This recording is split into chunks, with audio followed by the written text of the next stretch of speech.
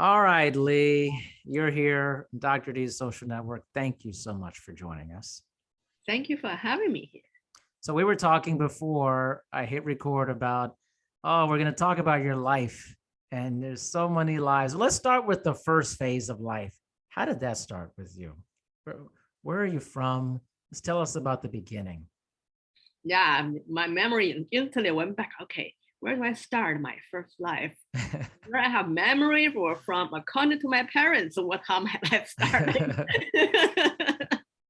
Yeah, so I grew up in China in a small town near Shanghai in southern part of the China. Then after a few years in hometown with the grandparents, then I moved to Beijing to join my parents and started all my school life there. So all my education are in Beijing. I see. I see. Now, what did you want to do with your life when you're doing school? What did you imagine, you envision you were going to be doing? And how is that different from what has actually happened? Yeah, at that age, yeah, I had a great imagination and great ambitions. Well, also based on that time, your world is so small, right? So all you know is like what I'm learning in school. So of course, the first thing you're learning in school is language. So my first dream is to become a writer, and I was pretty good at writing. Then later on, you had a math class, and I said, "Oh, I'm going to become a mathematician." Then after you take on the science class, I realized I'm good at that. I said, "Oh, I'm going to become a scientist." Then, oh, I'm going to become a doctor. So my dream was evolving along with what school was teaching. Right. And what did you begin like when you started this lifetime of beginning to work, this life of work? What did that start as? That also started on the traditional the track, like what you were trained as, what did you do study in school, then what it's natural, what kind of job you get after you got a training in this. So I went to college for computer science. Then I came to US for my graduate program in computer science. So naturally, first thing you thought about, oh, I'll continue on to the PhD because that's natural for people Right. keep on going to school forever. Then I think this, yeah, the second, after the first year in graduate school, I went to do an intern interview in Silicon Valley. I came back to my professor, say, I don't want to do PhD anymore. I want to go into the industry. I want to do this thing practical. So I dropped out of the PhD program, graduated with my master's degree in computer science. And at that time, I was still pretty fixed on like computer science, right? So still need to do something with science. So I actually got a job offer to build the operating system, which is the brains of the whole the computer program, which is pretty cool. Drawing people in Bell Lab or the kind of places. So that's what computer science graduates should be doing. But then one recruiter talked my ear off to recruit me into Wall Street. Like, Whoa. so you should join, like, become like the tech, the programmer or whatever. That's where the best technology is applied. You should go to New York. So finally, I was convinced, abandoned my science stream, joined into the practical field on Wall Street, and from there just keep on going. Then you expose to finance, get into the entrepreneurship, dot-com bubble, all kind of things. And life to keep on going from there. Wow. What was the Wall Street experience like for you when you started that? At the beginning, it's almost feel like American dream because for Mm, someone who just came to America a few years ago, graduated from school, got the first job, work at that time still had a World Trade Center, right? Walk out of World Trade Center every morning feeling so ambitious, feel like, wow, this is the American dream. Work among the people who dress in the suit, go into the big banks, big buildings, and people all talk like they are very, very important people. So you just feel, wow, this is the American dream. I feel like my blood is really warm. I'm so excited about every day and pretty excited about what I was involved with, which is building financial system, trading system. Feel like I'm in the forefront. I'm the one driving all the trading system from behind. I feel pretty cool. It just that's my definition of American dream at that point. Was it, I think a lot of people have different ideas about Wall Street and, honestly, through movies and different things like that. And did you experience it to be a very positive environment, or was it very negative, or just kind of in between when you were there? From my perspective, that time I was young, I was naive. For Uh me, that's huh. pretty cool, right? You just only saw that on the movie, heard that in the Yeah. story, and now I'm walking down the street here, and you can hear people talking about the things sounds so important because so much money moving around. Your one finger touch can move the money here and there. You feel pretty powerful, and Yeah.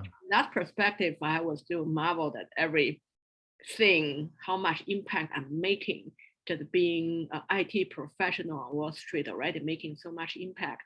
Felt pretty positive. So I want the viewer and the listener to get a really good idea of like what you were doing actually. So like IT professional on Wall Street.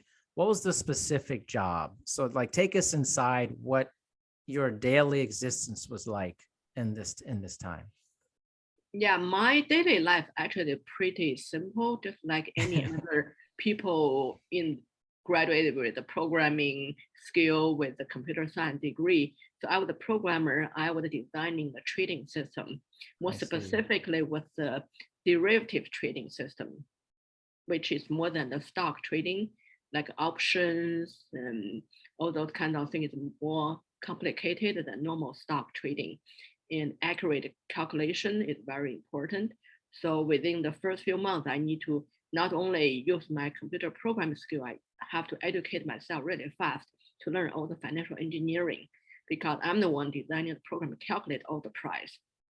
And on Wall Street, you heard like fast trading, all that kind of high frequency trading. And the gamble is whose price is more accurate, who can calculate that price faster. So we are the one who are behind the engine to design algorithm Mm, able to calculate the price fast and more accurate. Like we're both a programmer. If my price is more accurate, my trader going to make more money. Then I feel ah, I'm doing a better job. Right. So at that wow. time, there's a lot of learning. But for me at that time, I'm definitely not jealous about the money traders are making. I'm proud of, oh, I designed a program faster than the other person. My program produced a price more accurate than the other person. I felt really proud of my work. So that time my world is very small. Wow. I It mean, felt big, right? yeah, yeah. Was there a lot of pressure to design a better program than the next person? And at that time, didn't feel pressure because I was a good student and I graduated from really great program. I came from Tsinghua University and then Hmm. UNC Chapel Hill, and then I taught myself the financial engineering part at that point. I felt I was pretty smart. I felt like, wow, you can see there's a flaw in the textbook. So I know I can see what's some problem in previous versions of the software. I can see it. Then okay, yeah, natural for me to improve it, fix it. I didn't feel I'm really competing. Only when I Yeah. get the praise for that, it's a wow, this I can't believe you did this in 6 weeks, and this number is way better, way faster than the other version. I feel pretty proud of myself. Yeah. Wow, that's so interesting. So did you feel that there was a time where that was coming to a close and you were going to kind of move into your next life of your lifetimes? What was that like? I definitely didn't see that close, but when I started my job, because when I quit my PhD, get into industry, I know the IT industry turnover, now the turnover is evolved super fast Hmm, because there's a new programming language, new technique, new something every I year see. or even faster. So when I decided I'm going to go into industry, I told myself I'm not going to stay at any one job more than 2 years because if you stay more than that, you get too comfortable. You stay on the old system, you keep on doing the same thing you're good at. I would determine like I'm going to find a new opportunity every 2 years to challenge myself, to learn something new, something I'm not familiar and bump me up to the next level. So I definitely didn't consider that going to last forever. So I was keep on on outlook for new opportunities.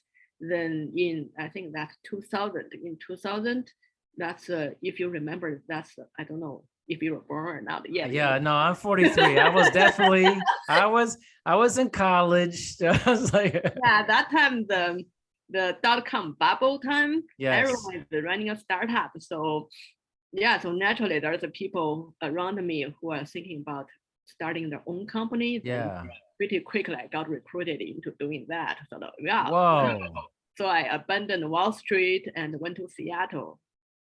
It's, everything to go wild, right? Like just join the startup, starting the new company, had the first technical person. So I produced the first prototype version overnight. I was like, okay, they say we need to do a road show tomorrow. Can we just quickly show the investor what our product gonna look like? We need a prototype. Basically, literally, we need it tomorrow. So the overnight I produced the prototype so they can demo to the investor what it's going to be like. Then I start to build out a team, to recruit a team, to programmers, testers, and we need to do everything. Startup, you no longer like a cubicle in the on the Wall Street job. It's you have to wear so many hats. So Yeah. recruiting people, how to design software, how to implement it, then how to do the customer service, walk our customers through the whole process, hand holding them, help them to survive, how to use our product. Okay, please you don't please don't go out of business. So if their business in trouble, we even go jumping to do consulting to help them to see what we can do about your product, your service to help you survive. And even like office management, like when we first secured a new office, I have to go and figure out, okay, what telephone system we're going to get, where's our server, where to buy the server, where to put the machine, how to connect the whole office. You have to do everything yourself. Like it just overnight you take on so many Right. responsibilities, but that was exciting too. So for me, everything new learning was exciting. So that makes me think about, so you mentioned in what you're doing in IT, everything changes all the time so quickly. So every 2 years you want to do something different. Is that not just a personal, a professional philosophy? Is that also extend to your personal life as well? Or is that just very different? In a similar way, yes. So IT definitely its technology evolved so fast. So I was very careful to say, don't be comfortable, don't stay at the same place, be complacent. But in life, there's a difference. Sometimes when you have a vision, a dream, you need to constantly keep on chasing it. You cannot just say, okay, I'm gonna change my goal every 2 years, change Yeah. my vision every 2 years, unless that naturally comes. But you also need to know if I'm staying at the same spot, not growing for a certain time, that become dangerous. So I'm very aware that Yeah. every day, am I learning? Am I growing? I'm consciously thinking every morning I get up, I'll review what I'm grateful about today and what do I want to get today. What is the what do I have to accomplish today to say, yes, I had a good day today. Yeah. Do you feel that that's a common thing among other people you've been around, or is that very much yourself? Like you see that in yourself primarily? I don't know how to compare with other people. For me, that was natural, but I do learn over time. A lot of things each of us take for granted because Mm, it's so natural for us to do this. Actually, it's not natural for other people. So I begin to understand a lot of things. Part of me actually take a lot of effort for other people to see it. I see. I see. Now, on the other hand, what are some things that maybe aren't as natural for you? Maybe you struggle with over time that you're like, man, I'm having trouble getting better at this type of thing, you know? At the beginning, there was a huge gap because when I came from an engineering background, I came from a Chinese culture. So when Okay. I first came to America, I was doing the technology kind of job. So still pretty, you can still say it's kind of narrow-minded, focused on getting things done, which is very concrete. This computer program, this office setup, this server setup, this product building, that is still just an object, very easy to focus on. But later on, as I got into motivational speaking and coaching, that I need to deal with people a lot.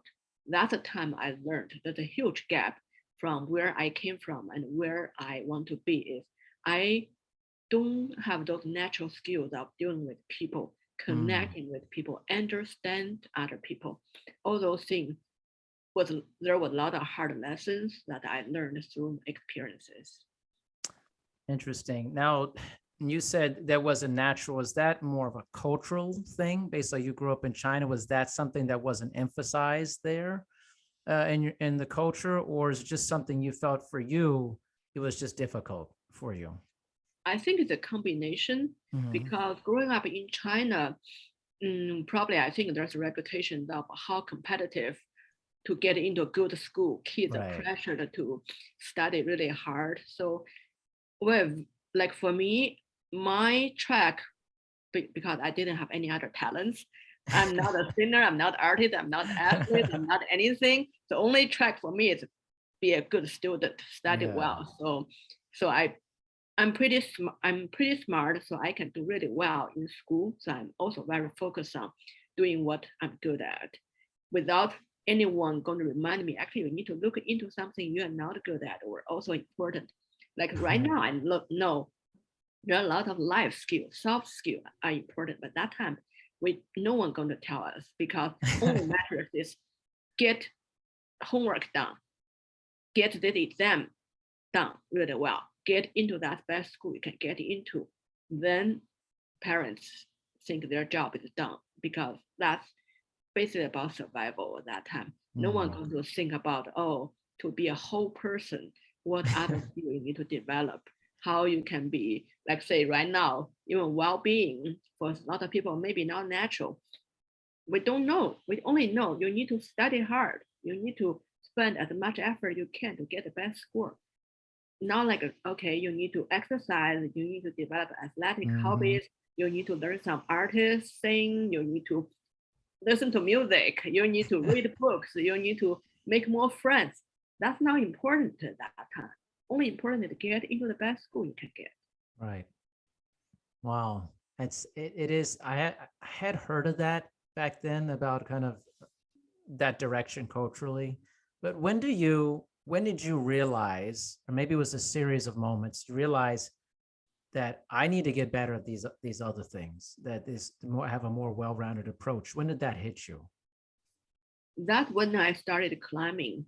So that's in 2004, I started daydream that I want to climb the seven summits and ski to North Pole and the South Pole. That is the whole thing changed the trajectory of my life, right? So that's the time I started to have friends outside my school, outside my office. Before that point, only people I know who either came to school, same school, go to the same class, were working in the same kind of job. So only colleague or classmates or schoolmates are my friends.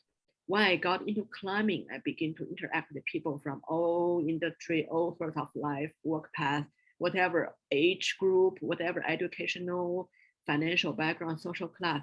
That's all, that boundary is all gone in climbing.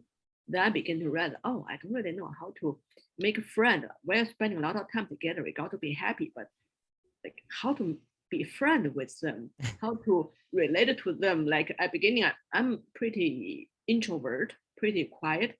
So at beginning, I take it for granted. Okay, I can just be hiding in my corner, be quiet, but that's not fun. You begin to Right. realize it's okay you do that in the office because if you deliver the product, finish the project, no one care about it. You don't say anything. No one Yeah. cares you're not fun. But when you go out to do climbing, you travel with people, you are not being fun, not related to people, not connect to people. That's not fun. Then you are miserable. So I begin to realize, wow, I have no idea how to connect with people. Wow. And so that was the point. And how did that grow you once you started feeling that you wanted to grow this aspect of who you are as a person? What changed after that? That brought a lot of perspective about looking into my own weakness. Mm. Because when I was just working in my office, I only see my strengths, right? I'm smart. I can create this, I can produce that really well, really fast. All I see is I'm great at. When I'm facing, oh, I don't really know how to connect with people, then I begin to look why. There's something, my insecurity, my lack of confidence, where I don't really even know who I am. Because Mm, that's why when we don't connect with other people, a lot of time it's like we don't even know how to connect with ourselves. right. Like at the beginning, sometimes I remember at some point my friends even asked me like, when was the last time you cried? "Mm, I can't remember. Then begin, Mm, well, do I have emotion then? If you don't even know how to be sad, don't know how to be excited, you react to everything pretty just like nothing or no yeah. strong reaction, then where is my emotion? Then how that related to myself, who I am? So it's a lot of things begin to examine myself and then look into how do I become a person like this? Is that because I at the beginning I wonder, oh, is this something we're born with that it's my disability? Mm, No, then begin with, oh, that's a lack of training. A lot of things we're not good at, we don't know. It's not because we're bad or we're born with some kind of thing. It's because we didn't have the exposure, the training when we were young. We didn't have awareness that we didn't learn that skill. So begin to face it, begin to accept. At the beginning, some straight comment from a good friend is very hard to accept because they tell you the truth. yeah. While you face, you need to look into yourself to see who you are and why you like. It's not other people don't want to be your friends. It's like you have to, what you make want other people to be your friend, what kind of help you are offering to other people when you say other people not helping you. So you, when you're facing that truth, then begin to learn, oh, actually, if I recognize that is something I can learn, I can change, then I can grow from here.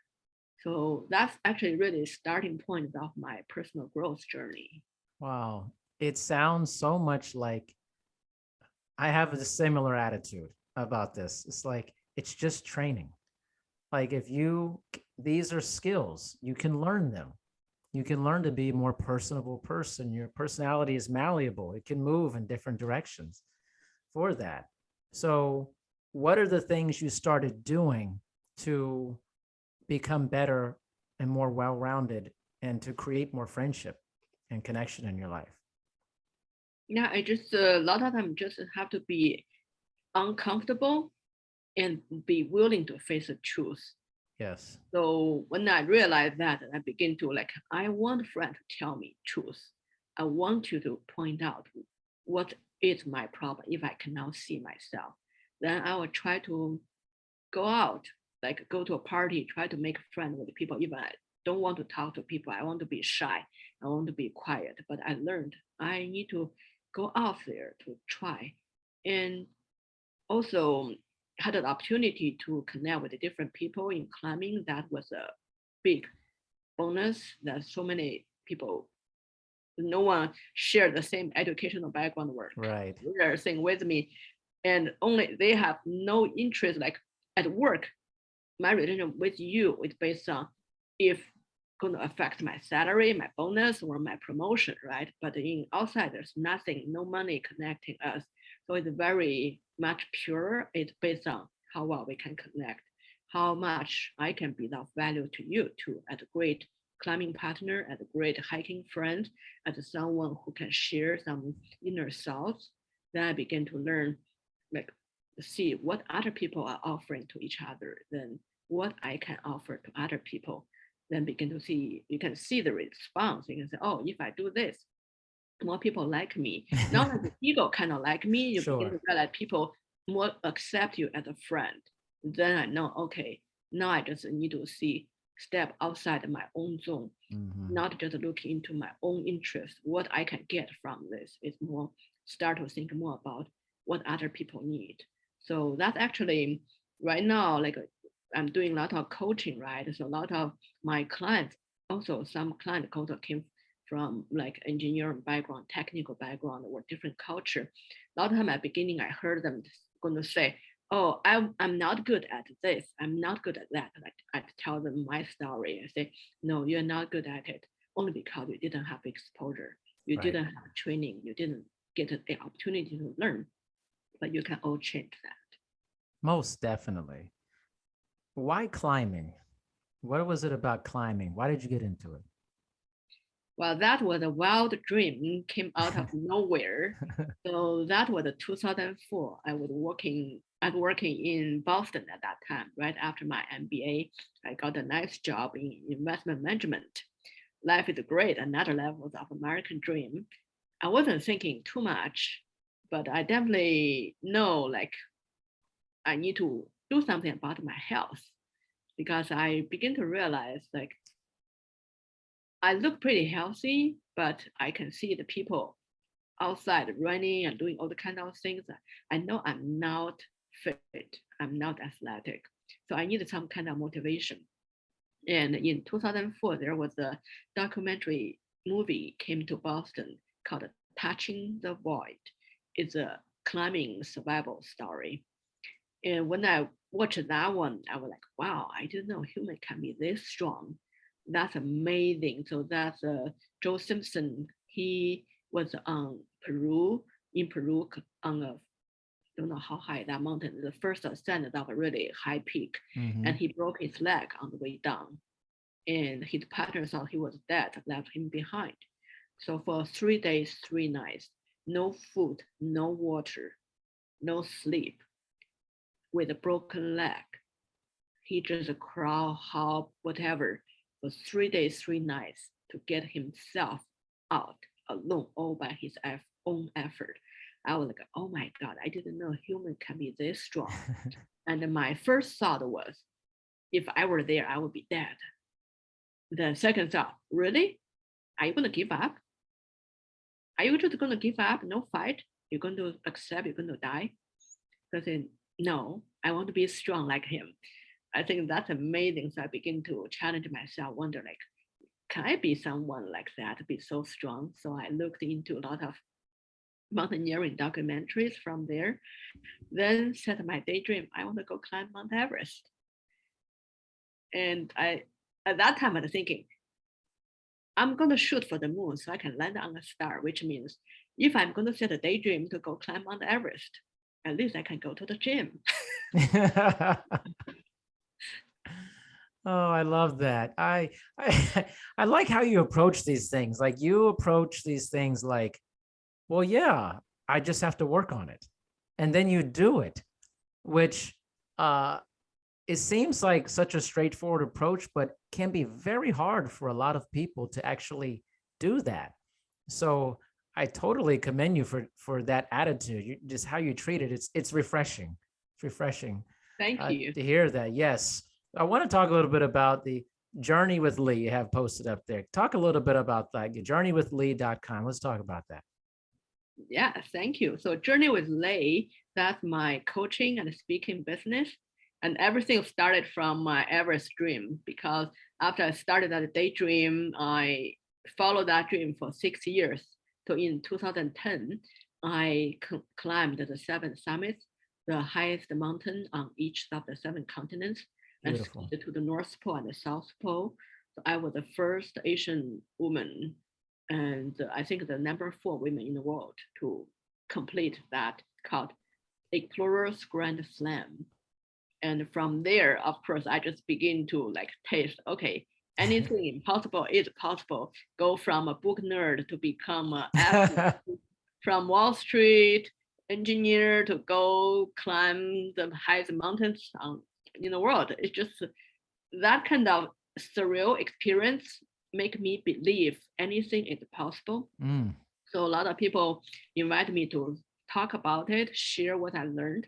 So I became a motivational speaker and I became a coach because so many people want to follow my step, want to learn not just about climbing mountain. Actually, I don't coach people on climbing. I want to help people change their life because from that journey, from Wall Street to the seven summits, two poles, that experience transformed me, that my perspective on life, on everything totally changed. that I want to bring that transformation to more people. So I help people build their life, build their career, their business, build what they want. And I just leverage my all my skills because I had my MBA in finance and marketing. I had my computer science. I worked in corporate Wall Street startups. So I had a pretty wide range of experience. So like, and then plus my all the perspective strength I gained through my expeditions. So I combine that into leadership coaching, business coaching, and help people to build their dreamed life, their dreamed career, their dreamed business. So that was Journey with Lei is about. Journey with Lei. Wow, what a journey. What an incredible, like, it's such a testament to kind of like when you have limiting beliefs about yourself and that you can't do certain things. And then you hear inspiring stories like this, and you go, wait a minute. I mean, it's not like Lei was like some, 5-star recruit athlete coming out of high school and was doing all these things. You just put your mind to it. You focused and you went straight towards it. And showing that a lot of things, coming back to it, a lot of things feel like you just don't have the background. You weren't exposed to it. But once you actually do that, you can get better at most things if you actually do it. That sounds like what you're saying. Yeah. Exactly. Yeah. So like even sometimes like after I finish Everest, sometimes when I talk about something at beginning, if I say, oh, that would be impossible, my friend would catch him to say, what? You say that's impossible? So then I realized I can never say something You can't say impossible that. anymore. That's over for you. Yeah, totally. Because the funny thing, there's one really funny thing is because I grew up totally a book nerd. I was barely can pass PE test when I was in school. And after I finished Everest, I was all over the newspaper, magazines, and my classmates from high school, they saw it. They didn't connect that with me because my name is super common. Like Lei one is like a Jane Doe or John Smith kind of name. So no one would think that's the one in their class. Especially in their class, the memory is that small girl, I'm only 5'1", a small girl, and so tiny, not athletic. There's no way that's not my classmate. So even after I went back to do the speaking, my classmates, some classmates still don't believe, still think I was joking. Wow. That really you? Until like everyone tell me, just look at the picture. You can It's recognize me. that. Wow, that is so amazing. Well, please, Lei, please let everyone know how they can contact you and take a journey with you, because I think it's really amazing. Thank you so much. Yeah, so check out my website, journeywithlei.com, or email me at Lei, Lei, Lei at journeywithlei.com. I would love to talk about how you can have your dreamed career, your dreamed business, and without have to work like people say work 24/7. No, it's about working smart, knowing how to focus one step at a time. Things uh, maybe look impossible, but if you focus, prioritize properly, one step at a time, anything is achievable. And I love to be your partner on your journey. Well said. Lei, thank you so much for your time. I appreciate you, and we'll be in touch. Thank you so much.